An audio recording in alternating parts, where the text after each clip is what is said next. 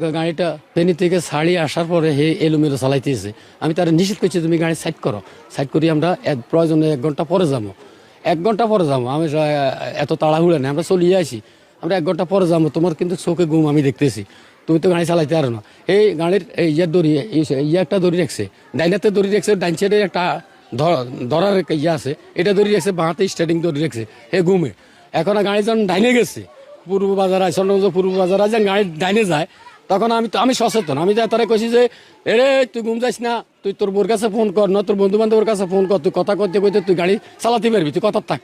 হেতার এটা করে না।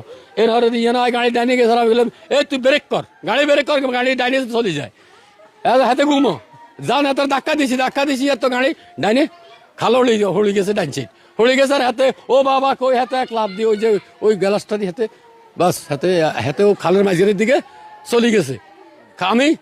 আমিও গাড়ির ভিতরে ডুবতে এসেছি, তখন আমি ওই গ্যালাস বাম সাইডে যে বসাছিলাম ওই গ্যালাসটা আমি ভাঙিয়ে এলেছি, ভাঙছি আই আমার আঙুল টাঙুল সব আঠা গালাইছি, যেমন মারছি মারার লাগে ওই গ্যালাসটা সামান্য ভাঙছে। আর ওটারে আমি মাথা দিয়ে ধাক্কায় হালাই দিই, আমি বাইরেছি। বাইরে পরে এদেরকে একটা মহিলা মারাছে, তার হচ্ছে বউ একটা বউরে সেই আনলগে আসছিল পিছন দি, সেই সামনে চলে এসে হেরে বাঁচাইতে পারছি।